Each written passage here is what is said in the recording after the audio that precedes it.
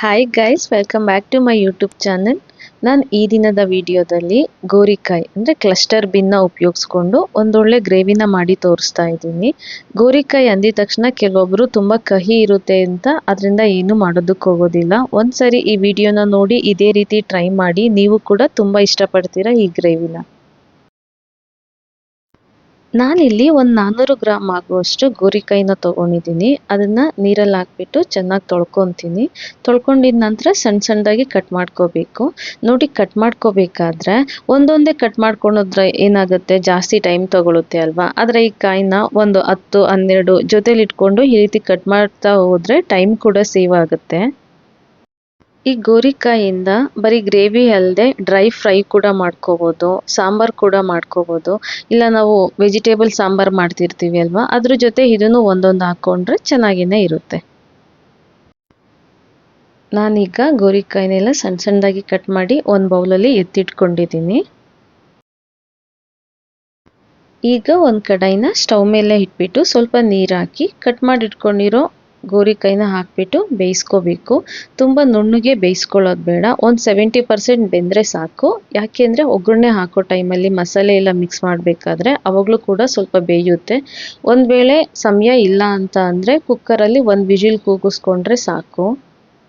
ಇದೇ ಸಮಯದಲ್ಲಿ ನಾನು ಸ್ವಲ್ಪ ಉಪ್ಪನ್ನು ಕೂಡ ಸೇರಿಸ್ಕೊಂಡು ಬೇಯಿಸ್ಕೊತಾ ಇದ್ದೀನಿ. ಒಂದು 10 ನಿಮಿಷ ಅಥವಾ 15 ನಿಮಿಷ ಬೇಯಿಸ್ಕೊಂಡ್ರೆ ಸಾಕು. ಗ್ರೇವಿ ಮಾಡ್ಕೊಳ್ಳೋದಕ್ಕೆ ನಾನಿಲ್ಲಿ ಬೆಳ್ಳುಳ್ಳಿನ ಒಂದು 9 ಎಸಳು ತೊಗೊಂಡಿದ್ದೀನಿ, ಒಂದು 4 ಹಸಿಮೆಣ್ಸಿನ್ಕಾಯಿ ತೊಗೊಂಡಿದ್ದೀನಿ, ಒಂದು ಸ್ವಲ್ಪ ಹಸಿ ಕಡಲೆ ಬೀಜ, ಹಾಗೆ ಒಂದು 4 ಗೋಡಂಬಿ, ಸ್ವಲ್ಪ ಕೊತ್ತಂಬರಿ ಸೊಪ್ಪು, ಹಾಗೆ ಹಸಿ ತೆಂಗಿನಕಾಯಿನ ನಾನಿಲ್ಲಿ ಕಟ್ ಮಾಡಿ ತೊಗೊಂಡಿದ್ದೀನಿ.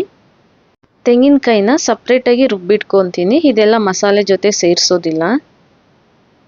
ಈಗ ಈ ಎಲ್ಲ ಮಸಾಲೆ ಪದಾರ್ಥಗಳನ್ನ ಫ್ರೈ ಮಾಡ್ಕೊಳ್ಳೋದಕ್ಕೆ ಒಂದು ಕಡಾಯಿನ ಬಿಸಿ ಆಗೋ ತನಕ ಇಟ್ಟು, ಬಿಸಿ ಆದಮೇಲೆ ಫಸ್ಟು ಹಸಿ ಕಡಲೆ ಬೀಜನ ಹಾಕ್ಕೊತಿದ್ದೀನಿ. ಈ ಮಸಾಲೆನ ಫ್ರೈ ಮಾಡ್ಕೊಳ್ಳೋದಕ್ಕೆ ನಾನು ಎಣ್ಣೆನ ಸೇರಿಸ್ತಾ ಇಲ್ಲ, ಬರೀ ಹೀಗೆ ಡ್ರೈ ಫ್ರೈ ಮಾಡ್ಕೊತಿರೋದು. ಕಡಲೆ ಬೀಜನ ಒಂದು 2-3 ನಿಮಿಷ ಹಾಗೆ ಬಾಡಿಸ್ಕೊಂಡು ನಂತರ ಹಸಿಮೆಣಸಿನ್ಕಾಯಿ, ಬೆಳ್ಳುಳ್ಳಿನ ಹಾಕಿ ಸ್ವಲ್ಪ ಹೊತ್ತು ಫ್ರೈ ಮಾಡಬೇಕು. ಈ 3 ಫ್ರೈ ಆಗಿದ ನಂತರ ಆಮೇಲೆ ಗೋಡಂಬಿನ ಹಾಕ್ಕೊತೀನಿ. ಗೋಡಂಬಿನ ಮೊದಲೇ ಸೇರಿಸ್ಬಿಟ್ರೆ ಅದು ಸೀದೋಗ್ಬಿಡುತ್ತೆ.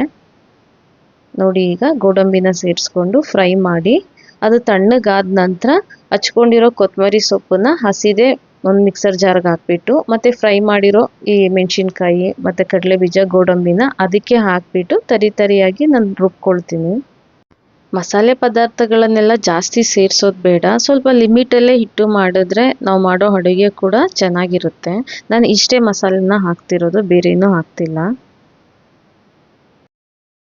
ನೆಕ್ಸ್ಟ್ ಇವಾಗ ಗ್ರೇವಿನ ರೆಡಿ ಮಾಡ್ಕೊಳ್ಳೋದಕ್ಕೆ ಕಡಾಯಿನ ಸ್ಟವ್ ಮೇಲೆ ಇಟ್ಬಿಟ್ಟು ಕಾದ ನಂತರ ಸ್ವಲ್ಪ ಎಣ್ಣೆ ಹಾಕ್ಕೊಂಡೆ. ಎಣ್ಣೆ ಕಾದ್ಮೇಲೆ ಈಗ ನಾನು ಸಾಸಿವೆನ ಸೇರಿಸ್ತಾ ಇದ್ದೀನಿ.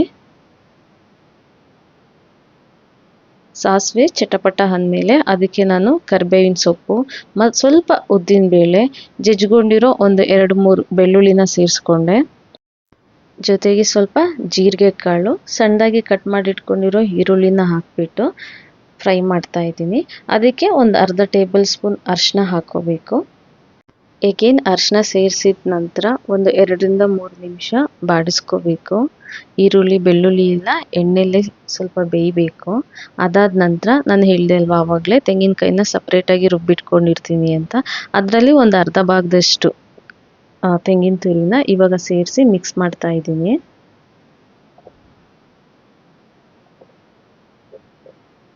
ತೆಂಗಿನಕಾಯಿ ಹಾಕಿದ ನಂತರ ಕೂಡ ಒಂದು 2-3 ನಿಮಿಷ ಹೀಗೆ ಬಾಡಿಸ್ಕೋಬೇಕು, ಆವಾಗ ಟೇಸ್ಟ್ ಇನ್ಕ್ರೀಸ್ ಆಗುತ್ತೆ. ಅದು ಬಾಡಿಸ್ಕೊಂಡಿದ ನಂತರ ನಾವೇನು ಬೇಯಿಸಿಟ್ಕೊಂಡಿರ್ತೀವಿ ಅಲ್ವಾ ಗೋರಿಕಾಯಿನ, ಇವಾಗ ಸೇರಿಸ್ಬಿಟ್ಟು ಒಗ್ಗರಣೆ ಜೊತೆಯಲ್ಲಿ ಒಂದು 2-3 ನಿಮಿಷ ಫ್ರೈ ಮಾಡಬೇಕು.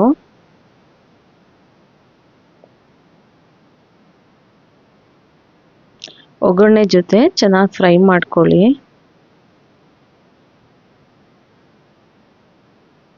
ನಂತರ ಇದಕ್ಕೆ ಒಂದು ಅರ್ಧ ಟೇಬಲ್ ಸ್ಪೂನ್ ನಾನು ಬೆಲ್ಲನ ಸೇರಿಸ್ತಾ ಇದ್ದೀನಿ. ಬೆಲ್ಲ ಸೇರಿಸೋದನ್ನ ಮಿಸ್ ಮಾಡಬೇಡಿ, ಏಕೆಂದರೆ ಗೋರಿಕಾಯಿ ಒಂದು ಸ್ವಲ್ಪ ಕಹಿ ಇರುತ್ತೆ. ನಾವು ಈ ಗ್ರೇವಿಗೆ ಬೆಲ್ಲ ಹಾಕೋದ್ರಿಂದ ಎಲ್ಲ ಈಕ್ವಲ್ ಆಗಿಬಿಡುತ್ತೆ, ಯಾವುದೇ ರೀತಿ ಕಹಿ ಒಂಚೂರು ಕೂಡ ಬರೋದಿಲ್ಲ.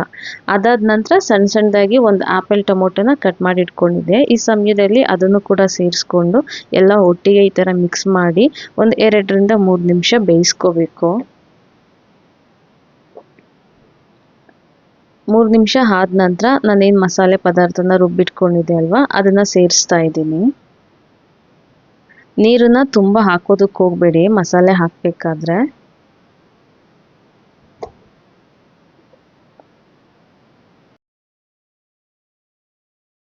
ಮಿಕ್ಸರ್ ಜಾರಲ್ಲೇ ರುಬ್ಬಿರೋದು ಸ್ವಲ್ಪ ಉಳ್ಕೊಳ್ಳೋದ್ರಿಂದ ಈ ರೀತಿ ಸ್ವಲ್ಪ ನೀರು ಹಾಕ್ಕೊಂಡ್ರೆ ಆಯಿತು.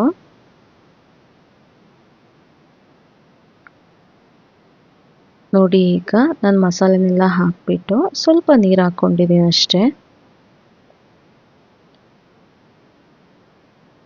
ಮತ್ತೆ ಈಗ ಮಸಾಲೆನೆಲ್ಲ ಹಾಕಿದಾದ್ಮೇಲೆ ಒಂದು 10 ನಿಮಿಷ ಇದೇ ರೀತಿ ಓಪನಲ್ಲಿ ಬೇಯಿಸ್ಕೊಳ್ಳಿ. ಲಿಡ್ಡನ್ನ ಕ್ಲೋಸ್ ಮಾಡೋದಕ್ಕೆ ಹೋಗಬೇಡಿ.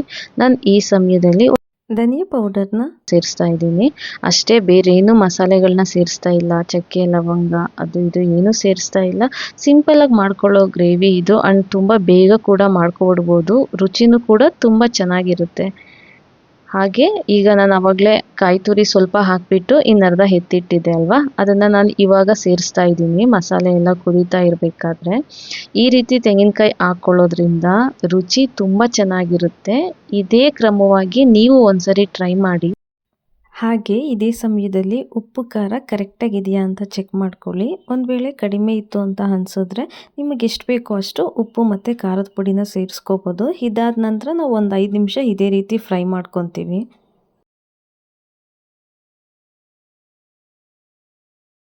ನೋಡಿ ಗ್ರೇವಿನ ಒಂದು 10ರಿಂದ 15 ನಿಮಿಷ ಬೇಯಿಸ್ಕೊಂಡ್ರೆ ಈ ಕನ್ಸಿಸ್ಟೆನ್ಸಿ ಬರುತ್ತೆ.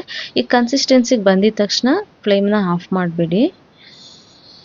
ಇದನ್ನು ನಾವು ದೋಸೆ ಜೊತೆ ಇಲ್ಲ ಅಂತಂದರೆ ಚಪಾತಿ ಜೊತೆ ಇವನ್ ಮುದ್ದೆ ಜೊತೆ ಕೂಡ ತಿನ್ಬೋದು. ರೈಸ್ಗಂತೂ ತುಂಬ ಚೆನ್ನಾಗಿರುತ್ತೆ. ಯಾಕಂದರೆ ಕಡಲೆ ಬೀಜ ಕೂಡ ನಾವು ಫ್ರೈ ಮಾಡಿ ಹಾಕಿರ್ತೀವಲ್ಲ, ಗ್ರೇವಿ ಮಾತ್ರ ಸಕ್ಕತ್ತಾಗಿರುತ್ತೆ. ಒಂದ್ಸರಿ ನೀವು ಟ್ರೈ ಮಾಡಿ ವೀಕ್ಷಕರೇ, ಹೇಗೆ ಬಂತು ಅಂತ ನನಗೆ ಕಮೆಂಟ್ ಮುಖಾಂತರ ತಿಳಿಸಿ. ನಾನು ಮತ್ತೆ ಭೇಟಿ ಮಾಡ್ತೀನಿ ಮತ್ತೊಂದು ವಿಡಿಯೋದಲ್ಲಿ. Thank you.